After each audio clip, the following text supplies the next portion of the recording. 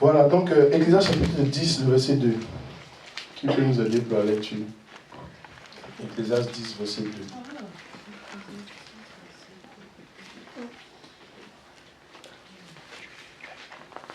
Ecclésiaste 10, verset 2. Oui. Ecclésiaste 10, verset 2. Le cœur du sage l'incline à sa droite et le cœur de l'insensé à sa gauche. J'aimerais dans la version seconde. C'est bon. Alors une autre version. Oui, une autre version, vas-y. Le cœur du sage le conduit du bon côté et le cœur de l'homme stupide du mauvais côté. C'est la version seconde? Oui, second 21. Donc je veux la seconde 1910. Ah, second 1910. Vas-y.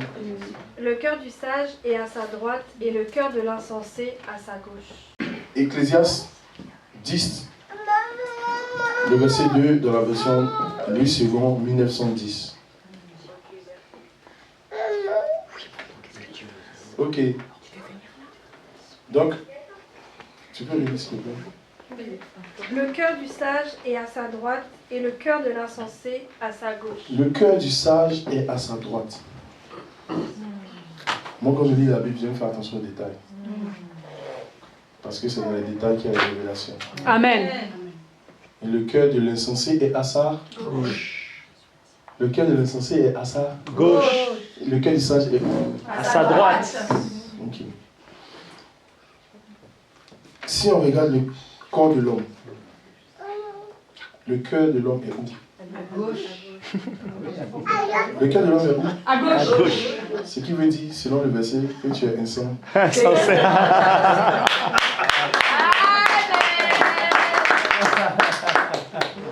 Le cœur de l'insensé est où? À sa gauche. À sa gauche. Notre cœur se situe à gauche. Mais de quel cœur il parle lorsqu'il dit que le cœur du sage est à sa droite? Donc, on va s'intéresser à la droite. Que signifie la droite? Psaume 118, verset 16. Psaume 118, verset 16. Psaume 118, verset 16. Psaume 118, verset 16.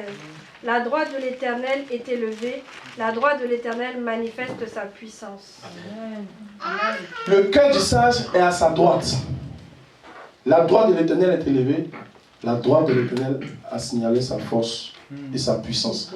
Ce qui veut dire que toutes les réalités qui sont dans ton cœur à gauche, tu ne dois pas t'appuyer dessus. Amen. Ton véritable cœur, ce n'est pas celui qui est dans cette cavité gauche. Ton véritable cœur, c'est la main de l'Éternel. Amen. Donc, quand tu ressens des choses dans ton cœur, ne fais pas confiance à ce cœur qui est à gauche. La Bible dit c'est pour les insensés. Il ne faut pas accepter de se laisser définir par ce qui est dans cette cavité gauche. Amen. Ecclésiaste 10, verset 2. Le cœur du sage est à sa droite. Le cœur de l'insensé est à sa gauche. Donc toutes les fois où je m'appuie sur ce qui est à gauche, je suis insensé. Amen. En clair, pour dire que nous ne devons pas accepter de nous laisser définir par les réalités de ce qui émane de nos émotions. Amen. Mais nous devons nous appuyer sur sa droite. Amen. Quand la Bible parle de Christ assis à la droite de Dieu, ça ne veut pas dire qu'il y a un trône à gauche et un trône à droite. La droite a signalé sa force. Amen. La droite, c'est la force. Donc ton cœur, c'est la force de Dieu. Amen. Donc c'est pourquoi quand on te salue, tu sais que, bon, peut-être le frigo est vide. Ça va, Amen. par la grâce de Dieu. Amen. Tu es en train de dire, par cette phrase, que tu ne t'appuies pas sur les réalités de ta cavité gauche, mais tu t'appuies sur la droite de Dieu. Amen. Est-ce que ce soit des personnes qui s'appuient sur la droite de Dieu? Amen. Même dans les relations, on ne doit pas pardonner avec les réalités de notre cœur. On doit pardonner avec le cœur qui est à la droite. Amen. En fait, plus tu t'appuies sur la droite, plus tu auras des fruits excellents. Amen. Plus tu marches avec la droite de Dieu, plus tu vas faire confiance à tes réalités intérieures de ton cœur. Amen. Alléluia. Amen. Même pour la prière. Une fois, je parlais avec une sœur de l'église. Elle disait, non, je veux prier, j'arrive pas. Je veux prier, j'arrive pas. Je lui ai dit, tu sais, la prière commence lorsqu'on respire. Amen. Elle me dit, ah, pasteur, tu veux dire quoi? Je lui dis, oui, la prière commence lorsqu'on respire. Tu ne vas pas prier devant Dieu lorsque tu vas faire 1 heure de prière non-stop. Est-ce que vous savez que même votre respiration, c'est une forme de prière? Amen. Ta respiration est une forme de prière. Parce que la respiration est... Le mouvement de la respiration est compris dans... La respiration, c'est l'expiration et l'inspiration de soi. L'inspiration et l'expiration. On suit ensemble. Moi, je suis comme ça. Hein. J'ai fait un peu le cours de français et puis j'enseigne. L'expiration et l'inspiration. Celui qui respire, on dit il loue l'Éternel. N'est-ce pas? Oui. Du moment où tu aspires l'air,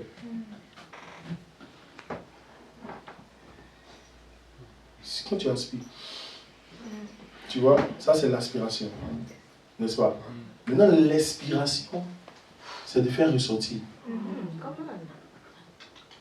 Maintenant, quand tu fais ressortir l'air là, si tu n'aspires pas encore, tu ne pourras pas bien respirer.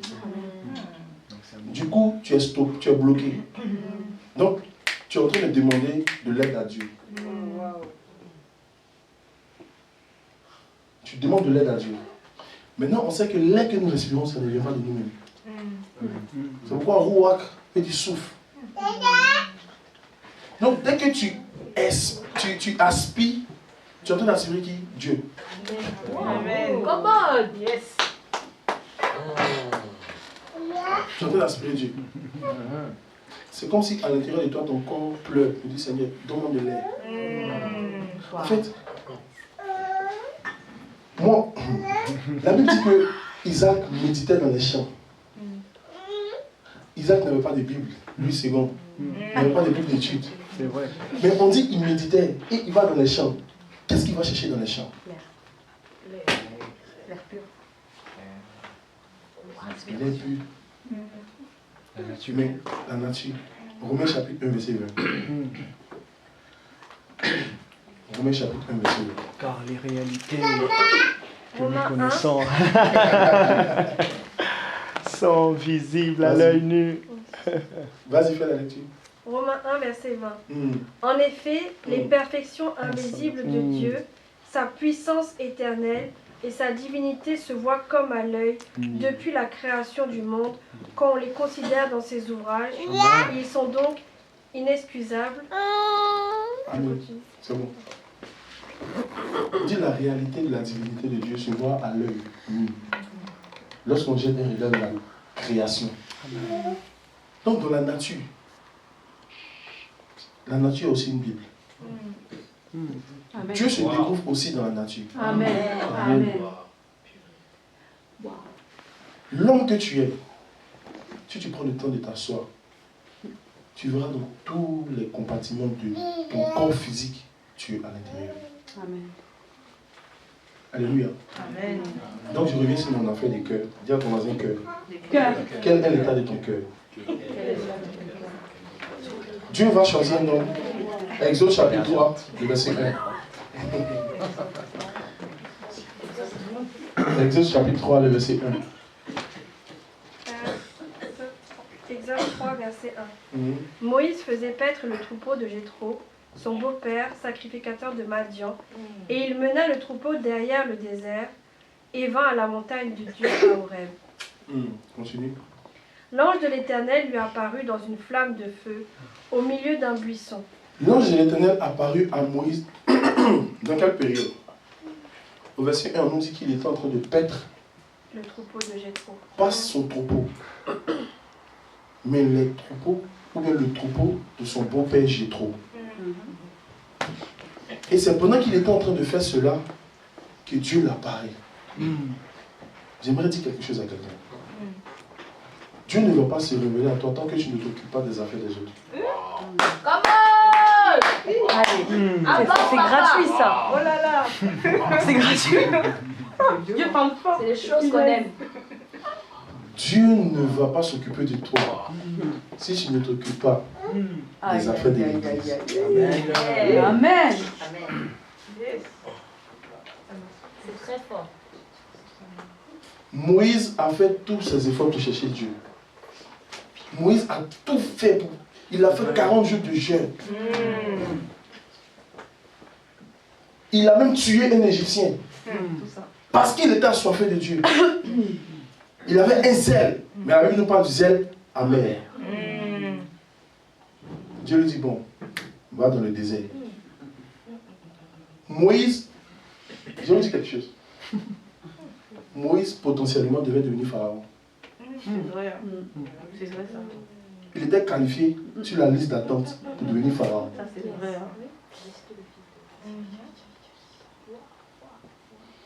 Maintenant, Dieu le fait sortir de la maison de pharaon. Dieu l'envoie dans le désert, fait 40 ans dans le désert. Qu'est-ce qui s'est passé? Bon, 40 ans dans le désert de Moïse. Le peuple d'Israël aussi fait 40 ans. Bon, on va venir dessus après. Mais les 40 ans de Moïse, c'était pour dépouiller Moïse de sa façon de faire égyptienne. Ça c'est vrai. Tu ne peux pas venir servir Dieu avec ta mentalité égyptienne. Ça c'est vrai. Tu ne peux plus venir dans la maison de Dieu. Comment? Tu ne peux plus venir adorer Dieu avec ta conception. En fait, tu cherches un homme à l'église. Dieu te dit, tu ne peux plus te marier selon la conception charnelle de l'Égypte. L'Égypte est du Mizraïm. Mizraïm va voir à l'oppression.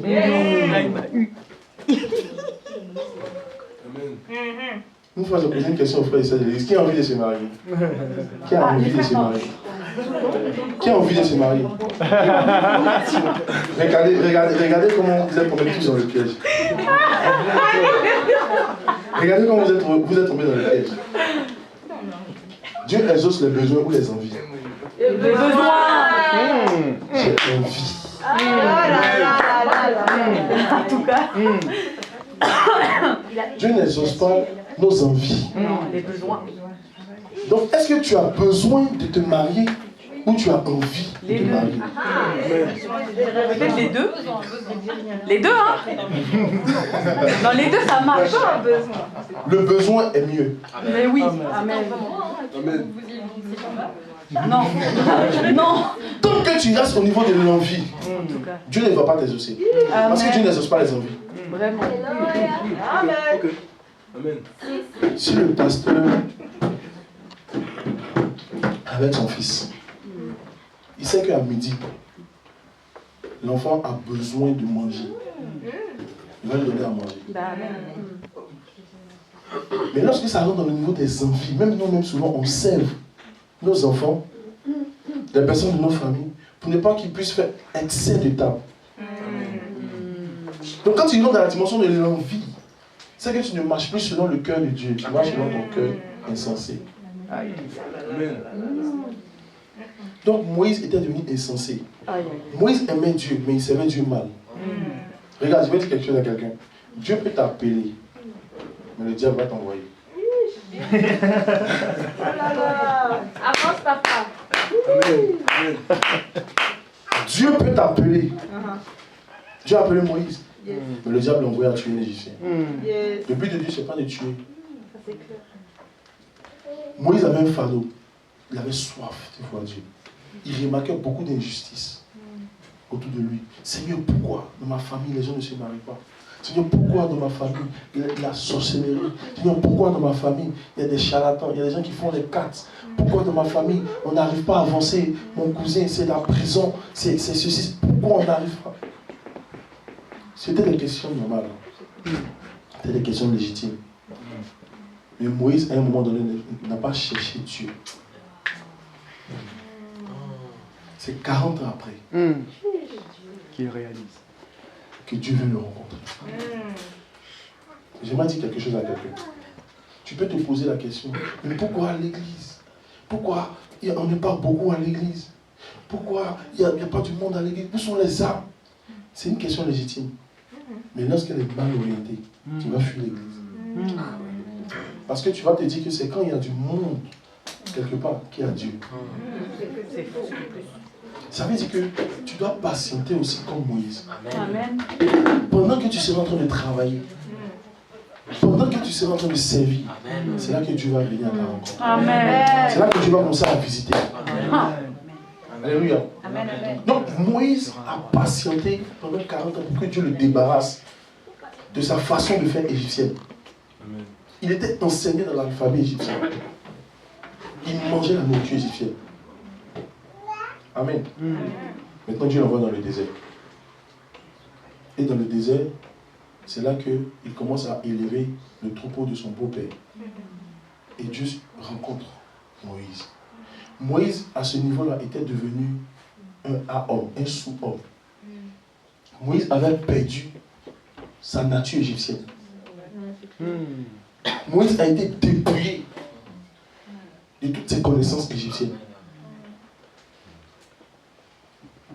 Maintenant, Dieu veut se présenter à lui. Prends le verset 2, s'il te plaît. L'ange de l'Éternel lui apparut dans une flamme de feu. L'ange de l'Éternel lui apparut dans une flamme De feu. Ok, continue. Au milieu d'un buisson. Au milieu d'un buisson. Dis à ton voisin buisson. Buisson. C'est là de parler d'un buisson. Qui connaît un buisson? Un buisson, oui. On dit l'ange de l'Éternel est apparu au milieu d'un buisson. Vous connaissez tous l'histoire du buisson Adam? Oui. J'aimerais poser la question de savoir. Avant que le buisson soit Adam, il était comment? Normal. Il était normal. Ça veut dire que le troupeau pouvait aller faire popo. Ça veut dire que les mouches pouvaient aussi. Ça veut dire que le temps, le chaud, le froid, toutes les températures pouvaient s'abattre sur le buisson. Quelqu'un pouvait passer, puis cracher sur le buisson. Vous voyez? Mais il a fallu un jour où Dieu fait de ce buisson un feu.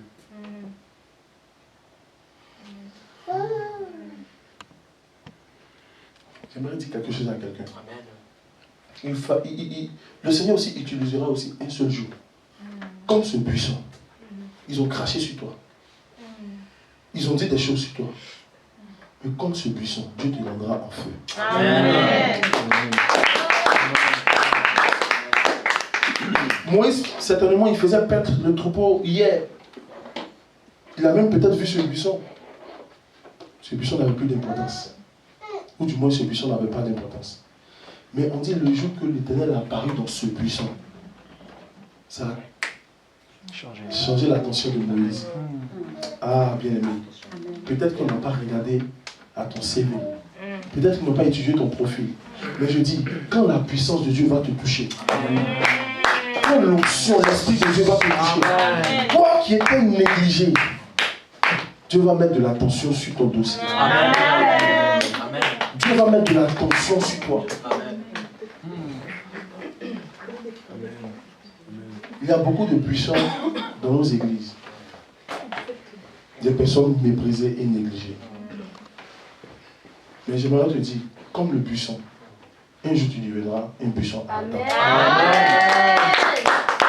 Un buisson ardent. Bien aimé, moi j'étais un buisson.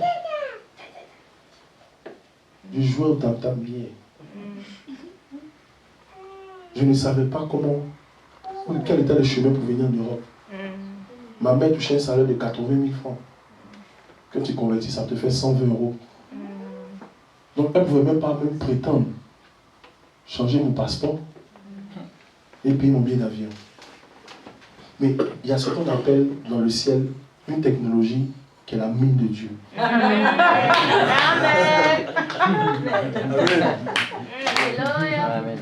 Les autres peuvent te dévancer.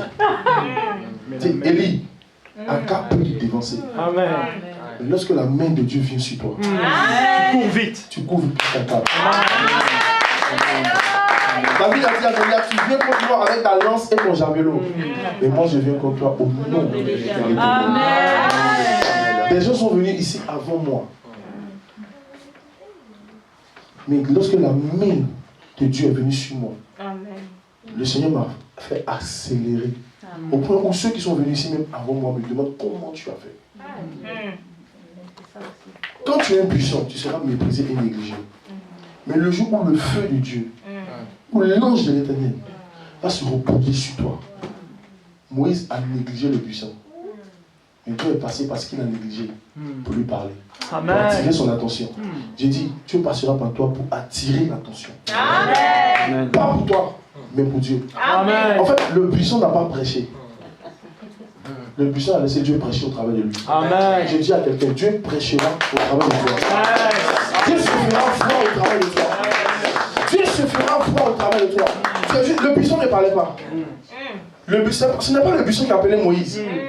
Ce n'est pas le puissant qui a dit, oh oh, Moïse, je suis là. Tu peux me voir? Non, il y a eu un feu. C'est ça. Tout à coup, brusquement, il y a eu un bruit. Le Saint-Esprit descend dans les langues de feu. Ceux qui avaient peur, ceux qui étaient méprisés, c'était des puissants. Le Saint-Esprit est venu rajouter un peu de feu. Dis à ton voisin, un peu de feu. Un peu de feu. Change la donne. Un peu de feu. Un peu de feu. Un peu de feu.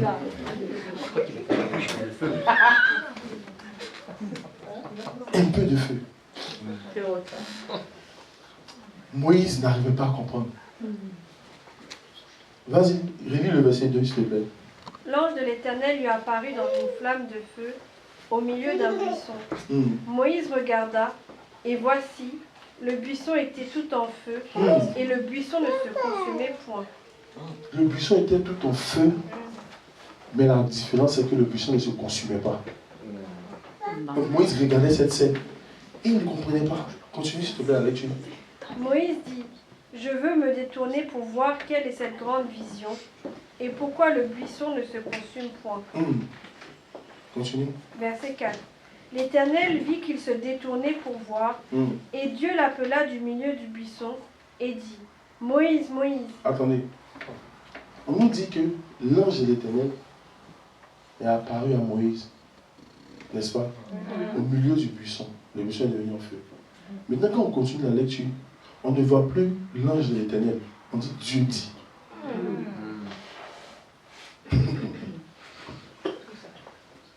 Il y a des niveaux de gloire. Quand tu commences à marcher avec Dieu, tu peux rentrer dans le ministère des anges. Mais tu vas penser que c'est la gloire de Dieu. C'est la plus petite. Tu as peut-être vécu Yoshua avant-hier. Mais je te dis à Yoshua 2026. Amen.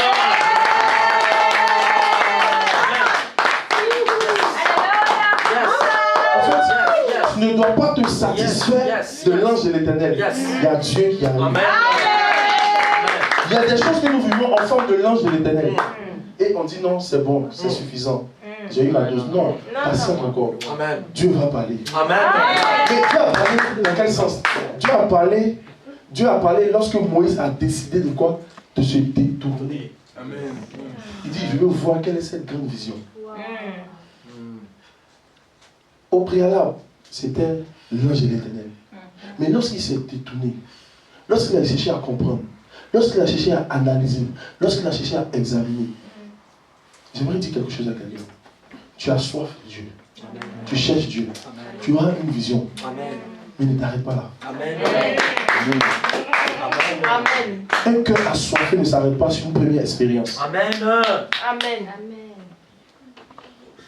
Il faut chercher encore davantage. Amen. Amen. Amen.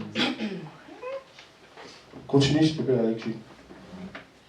Verset 4. L'Éternel vit qu'il se détournait pour voir, et Dieu l'appela du milieu du buisson, et dit, Moïse, Moïse. Et il répondit, me voici. Verset 5. Dieu dit, n'approche pas d'ici, ôte tes souliers de tes pieds. Regardez, hier, je disais que le buisson même le troupeau de Jéthro, souvent venait faire popo. Mais, vu que Dieu est venu prendre place, il dit ne t'approche pas d'ici. Ôte tes chaussures. J'ai dit à quelqu'un, quand Dieu va te toucher, ils ne pourront pas te toucher. Amen. Il dira à l'oppresseur, ôte tes mains sur ma fille. Amen. Amen, amen. Il dira à la méchanceté des hommes, ôte tes pieds d'ici. Amen. Hier, Moïse pouvait marcher. Attends, hier, on pouvait aller au bar ensemble. Hier, on pouvait aller dormir à l'hôtel ensemble. Mais il ne veut pas comprendre.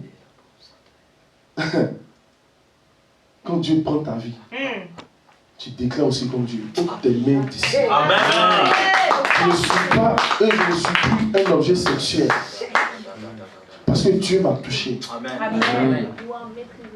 Regardez, parce qu'on est ici, on ne peut pas prendre ce lieu-là pour le transformer en une boîte de nuit. Parce que Dieu a touché ce lieu. Amen. Dis une nuit. Hey, yes. Come on. Amen. Alléluia. Amen. Tu es saint Amen. Amen. parce qu'il t'a touché. Et comme il t'a touché, personne ne te touchera. Amen. Personne ne pourra te toucher. Il a dit, Moïse, ôte tes pieds d'ici. Continue. Donc, verset 5. Dieu dit, n'approche pas d'ici, ôte tes souliers de tes pieds, car le lieu sur lequel tu te tiens est une terre sainte. Avant, on faisait popo là. Mais le jour que Dieu a apparu, ça devient saint. Donc en réalité, qu'est-ce qui est saint? Qu'est-ce qui est saint ou qu'est-ce qui devient saint?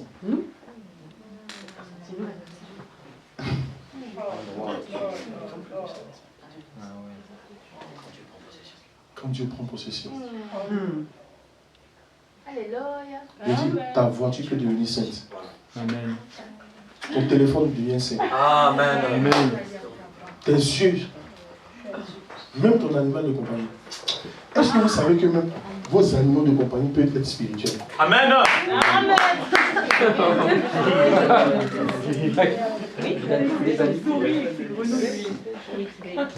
Mais on dit que tout ce qui respire, Amen. mais vous avez enlevé les animaux déjà. Amen. Prenez l'histoire de Jonas. Continue à lecture, s'il te plaît. Je vais chuter là. Verset 6. Et il ajouta, je suis le Dieu de ton père, le Dieu d'Abraham, le Dieu d'Isaac et le Dieu de Jacob. Moïse se cacha le visage, car il craignait de regarder Dieu. Continue. L'Éternel dit, j'ai vu la souffrance de mon peuple qui est en Égypte, et j'ai entendu les cris que lui font pousser ses oppresseurs, car je connais ses douleurs.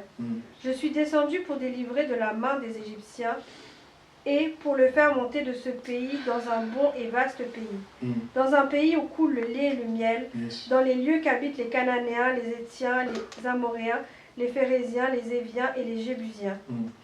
Verset 9. Voici, les cris d'Israël sont venus jusqu'à moi, et j'ai vu l'oppression que leur font souffrir les Égyptiens. Maintenant, va, je t'enverrai auprès de Pharaon, et tu feras sortir d'Égypte mon peuple, les enfants d'Israël. Continue. Moïse dit à Dieu, qui suis-je pour aller vers Pharaon et pour se faire sortir d'Égypte les enfants d'Israël? Regardez, avant c'était pas son langage. Quand il était en Égypte, il était imbu de lui-même. Il avait un zèle. Maintenant il dit, qui suis-je? Dieu a dépouillé Moïse de sa vigueur et de sa force. Dieu l'a dépouillé en fait des réalités de son cœur, situé dans la cavité gauche. Mais il n'avait plus d'appui. Donc Dieu maintenant vient vers lui comme une force. Son cœur maintenant commence à changer. Son cœur n'est plus sur l'Égypte. Son cœur n'est plus sur... Parce que Moïse aussi savait manipuler les âmes. Donc son cœur n'était plus focalisé sur les âmes de l'Égypte. Alléluia. C'est pourquoi quand il allait délivrer l'Égypte, il est allé avec un bâton. Si moi je viens avec un bois, c'est ce que Goliath a dit à David. Je suis un chien. Pour que tu viennes de moi avec un bâton. Et ce bâton que tu vois, tu penses que c'est un bâton. Mais il y a bâton et il y a bâton. Amen. Dieu prend toujours les choses viles. Les choses qui n'ont pas de forme. Les petites choses pour confondre les grandes choses. Donc il est en train de dire à Moïse, c'est maintenant que je peux travailler avec toi. Quand tu étais en Égypte, on ne pouvait pas travailler avec toi. Tu étais rempli de Descartes a dit, Platon a dit, Socrate a dit, Horus Osiris a dit. Dès que tu parles, toi-même tu ne dis pas. Tu parles de la part des autres. Souvent les gens se croient des intellectuels. Je pense donc je suis. Victor Hugo, Voltaire, Parménide. Alléluia. Amen. Ils ont dit, qu'est-ce que toi tu dis?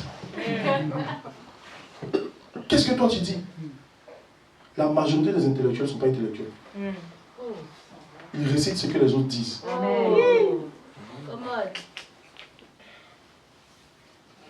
Qu'est-ce que toi tu dis? Alléluia. Amen. J'ai fait les études. Lorsqu'on faisait ça, tu sais, Jean-Paul Sartre a dit qu'est-ce que toi tu dis? En fait, on nous a fait aller à l'école pour répéter ce que les autres ont dit. Et on croit être intelligent.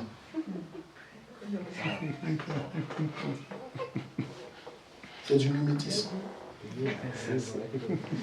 Du mimétisme gospel.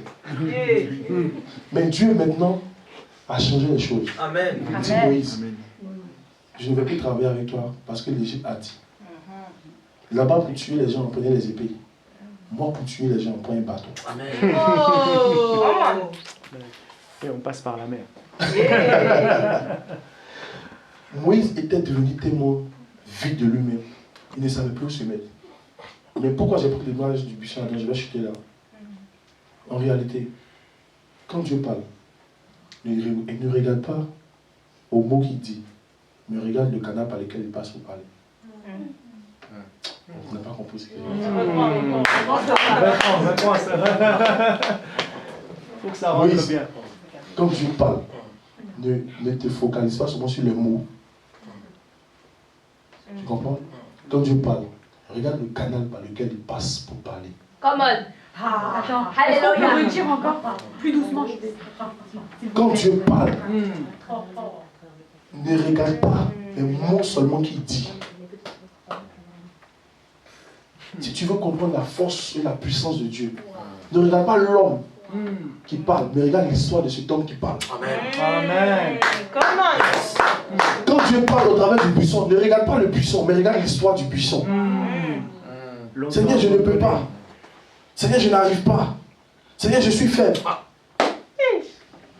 Qui suis-je? Moïse, quand je parle, ne regarde pas seulement au mot, mais regarde le canal par lequel je passe pour parler. Attends, Moïse, n'est-ce pas que je suis en train de te parler au travers d'un buisson?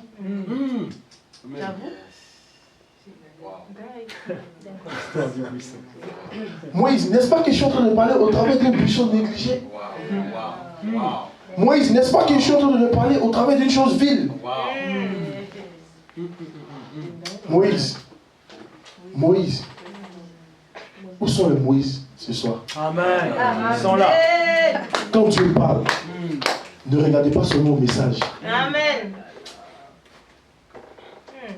Regarde l'instrument qu'il utilise pour parler. Amen. Ça te donnera la force aussi. S'il l'a fait avec lui, il le fera aussi avec moi. Amen. Si le buisson est devenu en feu, en fait, il est en train de dire à Moïse que la réalité que j'ai fait avec le buisson Adam, comment il est devenu un feu, c'est ce feu-là que je vais mettre en toi. Amen. Un homme de Dieu m'a dit une phrase, mon père spirituel. Ton futur est le passé d'un homme.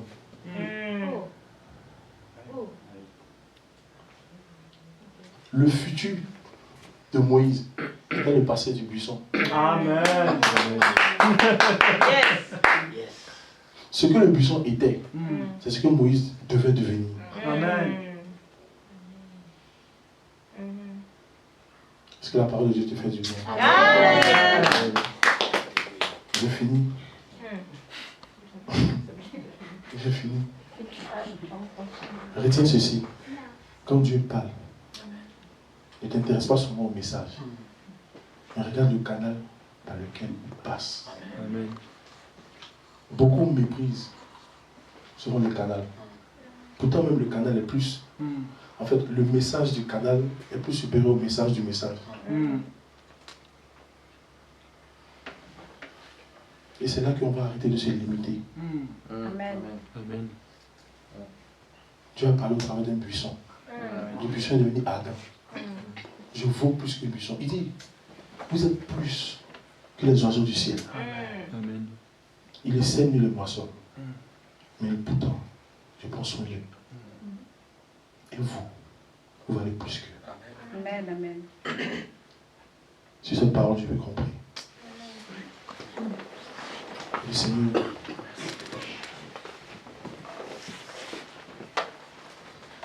je veux m'appuyer sur ta droite. Amen. Je veux m'appuyer sur ta droite. Priez sur ta droite. Je ne veux pas m'appuyer sur le cœur de l'insensé. Je ne veux pas m'appuyer sur le Cœur de l'insensé. La droite. Mais ta droite. Ta droite est ta force. Ta droite est ta force. Ta droite est ta puissance. Ta droite est ta puissance. Ta droite signale ta force et ta puissance. Ta droite signale ta puissance et ta force. Et que tout le peuple du Seigneur dise Amen. Amen. Seigneur, merci pour ce soir. Nous gardons ce dépôt en souvenir Amen. pour enrichir ce que tu es en train de faire. Et nous recevons la part, ô Dieu, comme l'a dit ton serviteur, au-delà de son message, il y a son histoire. Et nous recevons, ô Dieu, ta présence, ton impact derrière son histoire. Et nous, Seigneur, nous savons et nous disons que nous sommes bénis par toi à travers son histoire. Merci, ô Dieu, pour tous les hommes de Dieu, mais aussi merci pour tout ce que tu as fait dans sa vie, pour qu'il soit une bénédiction pour nous ce soir. Amen. Merci pour toutes les semences. Merci pour là où, oh Dieu, il a obéi. Merci aussi pour là où il a été dépouillé pour qu'il nous enrichisse. Amen. Au nom de Jésus.